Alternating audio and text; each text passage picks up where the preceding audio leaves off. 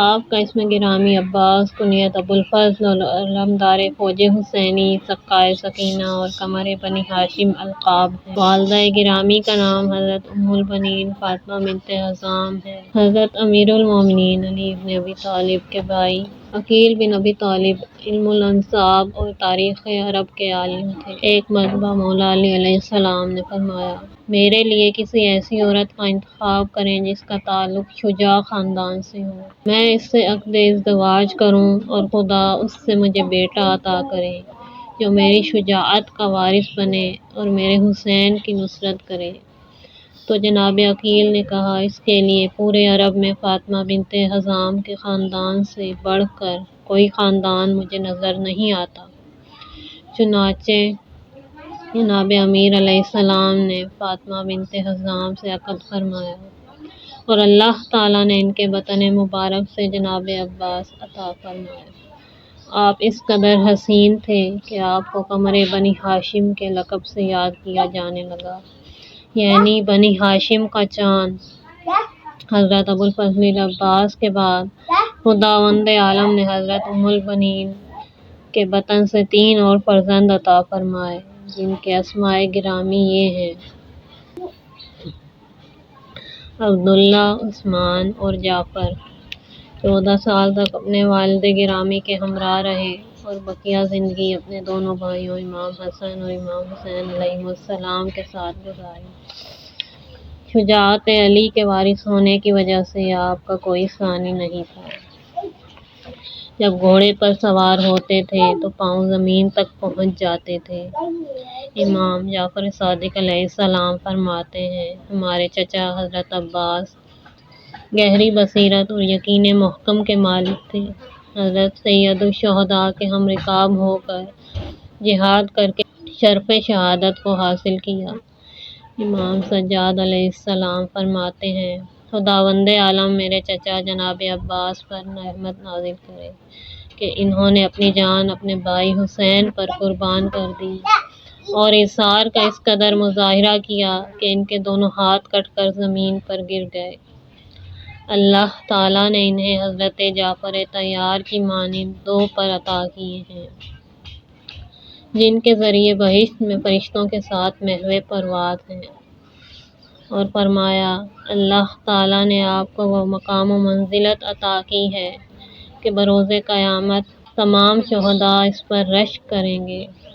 ارباب مقاتل لکھتے ہیں کہ جب بروز عاشوراء میدان کارزار گرم تھا کہ اتنے میں سید الشہداء کے ایک پیارے صحابی حضرت زہیر بن کعب حضرت عبداللہ بن جعفر بن عقیل کے پاس آئے اور ان سے کہا، جان برادر، اپنا علم مجھے عنایت فرمائے۔ عبداللہ نے پوچھا، کیا میرے علم اٹھانے میں کسی قسم کی کمی محسوس کر رہے ہیں؟ زہیر نے کہا، نہیں، ایسی کوئی بات نہیں، بلکہ ایک خاص مقصد کے لیے مانگ رہا ہوں۔ حضرت عبداللہ نے اپنا علم جناب زہیر کو دیا اور وہ اسے لے کر حضرت ابوالفضل عباس کی خدمت میں لے آئے اور ان کے زیر سایہ کھڑے ہو کر ان سے مخاطب ہوئے، اے فرزند امیر المومنین، آج اور اس وقت میں آپ کو والد گرامی حیدر کرار علی ابن طالب علیہ السلام کا ایک فرمان یاد دلانا چاہتا ہوں۔ حضرت عباس نے فرمایا، زہیر، یہ فرمان یاد دلانے کا کون سا وقت ہے؟ زہیر نے عرض کیا، پہلے آپ سن لیجیے، پھر آپ کو خود بخود اس کی اہمیت کا اندازہ ہو جائے گا۔ یہ کہا اور مولائے کائنات حضرت علی علیہ السلام کا فرمان سنانا شروع کر دیا کہ آپ کے والد گرامی نے حضرت فاطمہ زہرا کی شہادت کے بعد ازدواج کا ارادہ کیا تو اپنے بھائی عقیل سے فرمایا، کسی ایسے خاندان کے بارے میں بتائیں شجاعت میں شہرت رکھتا ہو تاکہ اس خاندان کی خاتون سے ازدواج کروں اور خداوند عالم مجھ سے ایک ایسا فرزند عطا کرے جو میری شجاعت کا وارث قرار پائے اور میرے بیٹے حسین کے لیے نصرت کا حق ادا کرے۔ اے فرزند امیر المومنین، آپ کی مادر گرامی حضرت ام البنین ایسے ہی گھرانے کی خاتون ہے جو تمام قبائل عرب میں شجاعت کے لحاظ سے بے مثال ہے۔ اے عباس، اس وقت سے بڑھ کر اور کون سا وقت ہوگا جس میں تم اپنی شجاعت اور نصرت کے جوہر دکھا کر امیر المومنین کی شجاعت اور بہادری کی یاد تازہ کرو۔ زہیر کے یہ الفاظ سن کر حضرت عباس نے فرمایا، زہیر، تم مجھے جوش شجاعت دلاتے ہو تو یاد رکھو، آج تمہیں بہادری کے وہ جوہر دکھاؤں گا کہ آج تک تم نے ایسی شجاعت نہیں دیکھی ہوگی۔ یہ کہہ کر ایک ایسی انگڑائی لی کہ گھوڑے کی رکابیں ٹوٹ کر زمین پر آ گئیں۔ چنانچہ جب آپ کو حضرت ابا عبداللہ الحسین علیہ السلام نے دریائے فرات سے پانی لانے کے لیے بھیجا تو آپ نے اپنی شجاعت کے وہ جوہر دکھائے کہ دنیا جسے ہمیشہ یاد رکھے گی۔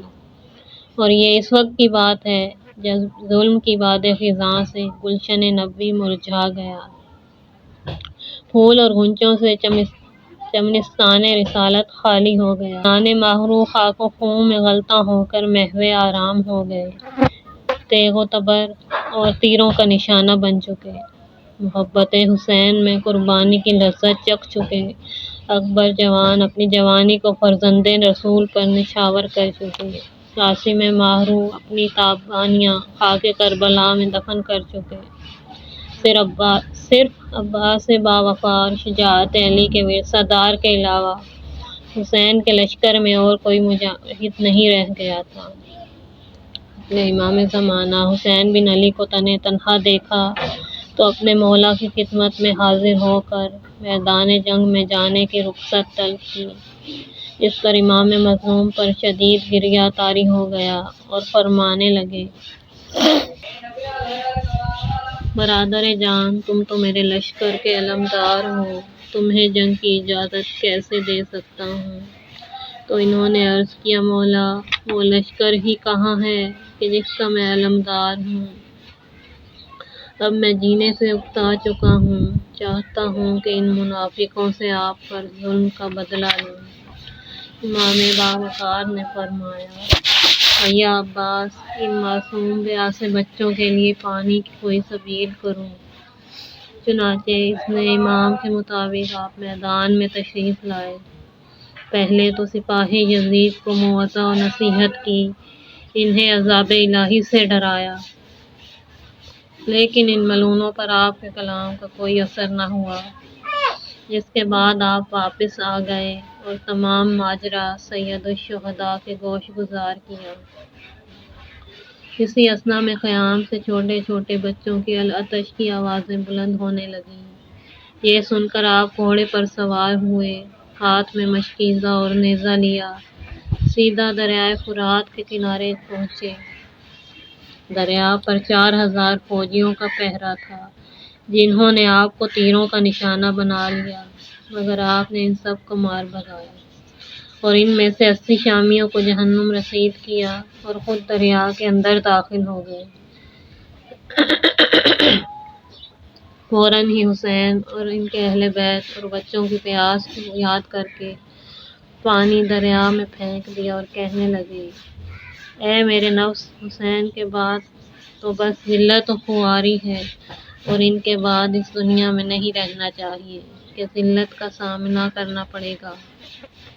دیکھو، یہ حسین تو اس قدر پیاسے ہوں کہ موت کے جام انہیں سیراب کر رہے ہوں اور تم ٹھنڈا اور خوشگوار پانی پی رہے ہو۔ مشک کو پانی سے بھرا، کندھے پر اٹھایا اور خیام کا رخ کیا۔ لشکر یزید نے چاروں طرف سے آپ کو گھیر لیا۔ ابو الفضل العباس نے یہ رچ پڑھتے ہوئے دشمنوں پر حملہ کر دیا، میں موت سے نہیں ڈرتا جب وہ پکار رہی ہو، میں ان سے اس وقت تک جنگ کرتا رہوں گا جب تک ان کے شجاع اور بہادروں کو تہہ تیغ نہ کر لوں۔ میں نے اپنے آپ کو فرزند رسول کا محافظ قرار دے دیا، میرا نام عباس ہے اور حسین کا سکا ہوں، موت سے ملاقات کے دن کا مجھے کوئی خطرہ نہیں۔ اسی دوران میں ملعون نوفل ازرق نے آپ کے دائیں بازو پر وار کر کے اسے جسم سے جدا کر دیا۔ اس سے آپ نے مشکیزے کو بائیں چانے پر اٹھایا اور علم کو ہاتھ میں لے لیا اور رجزیہ انداز میں کہنے لگے، خدا کی قسم اگر تم نے میرا دایاں ہاتھ قلم کر دیا ہے تو کیا ہوا، میں ہمیشہ اپنے دین کی حفاظت کرتا رہوں گا اور اپنے اس امام کی حفاظت بھی کرتا رہوں گا جس کا ایمان اور یقین بالکل صادق ہے اور پاک اور امین پیغمبر کا فرزند ہے۔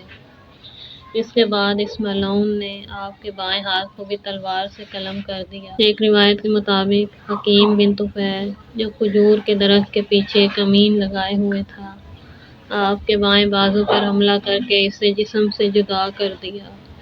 آپ نے علم کو اپنے سینے سے لگایا اور رزق پڑھتے ہوئے مشق کو اپنے دانتوں کے ساتھ پکڑ لیا کہ اتنے میں ایک تیر مشق کو آ لگا جس سے پانی زمین پر بہہ گیا۔ پھر ایک اور تیر آپ کے سینے پر آ لگا۔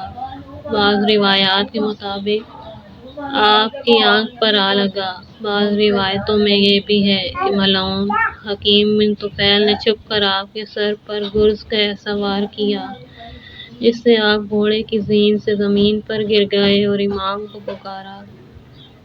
سید الشہداء علیہ السلام آ کے تھرانے پہنچے، آپ کی حالت کو دیکھ کر کہنے لگے، اب میری کمر ٹوٹ گئی اور تمام راہیں بند ہو گئی۔ جھک کر دیکھا تو بدن لہو میں تر ہے اور ایک آنکھ میں تیر ہے۔ وہیں پر بیٹھ گئے، زاروں قطار رونے لگے۔ امام علیہ السلام نے حضرت عباس کا سر اپنی آغوش میں لیا اور آنکھوں سے خون کو صاف کیا۔ دیکھا کہ رو رہے ہیں، پوچھا، برادر جان کیوں رو رہے ہو؟ عرض کیا، اس لیے کہ آپ کو دشمنوں میں اکیلا چھوڑ کر جا رہا ہوں۔ اسی حالت میں آپ کی روح بہشت کی جانب پرواز کر گئی۔ امام نے رو کر فرمایا، واہ خواہو واہ عباسو۔ امام حسین علیہ السلام حضرت ابوالفضل العباس تلاشیٰ مقتل سے اٹھا کر خیام میں اس لیے نہیں لائے کیونکہ آپ کے بدن اقدس پر زخم اس کثرت کے ساتھ تھے کہ لاشاں اٹھانے کے قابل نہیں رہا تھا۔ اس کے بعد امام علیہ السلام نے دشمن پر حملہ کر دیا اور دائیں بائیں ہر طرف تلوار چلانا شروع کر دی۔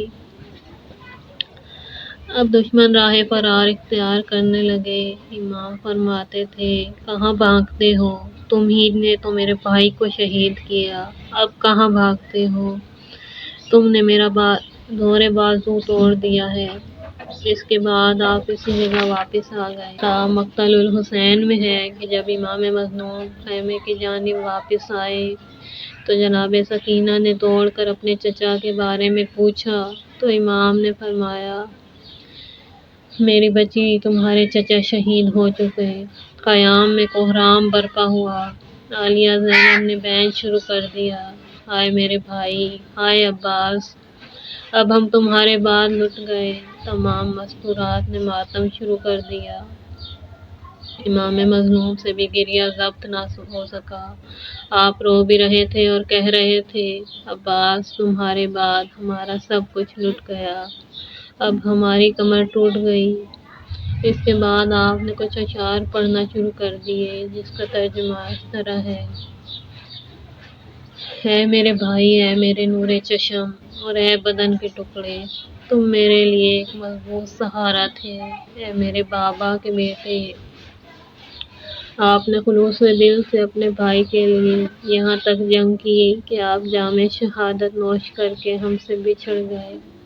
اے میرے روشن چاند، تم میرے لیے تمام مصائب اور سختیوں میں بہت بڑی مدد تھے۔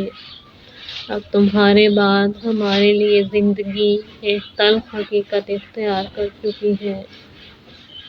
اب ہماری اور تمہاری ملاقات بس کل بروز قیامت ہی ہوگی۔ یقیناً میری شکایت اللہ کی بارگاہ میں ہے اور میں اسی کے لیے ہی صبر کروں گا اور اپنی پیاس اور مشکلات میں اسی کی پناہ کا طالب ہوں۔